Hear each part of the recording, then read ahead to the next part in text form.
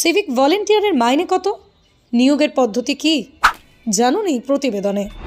পুলিশের মতোই কাজের চাপ, কিন্তু কত মাইনে পান সিভিক ভলেন্টিয়াররা? পুলিশের সহায়তা করার জন্য এই বাহিনীর জন্ম হয়েছিল বাংলায়। তখনও নামে পুলিশ ছিল, পরে তা বদলে যায়। সিভিক ভলেন্টিয়ারদের নিয়ে পুলিশ বাহিনীতে আলোচনা শুরু হয়েছিল।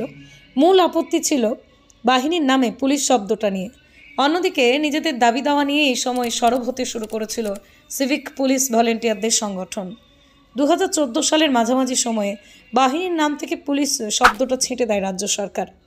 এনাদের কাজ কি?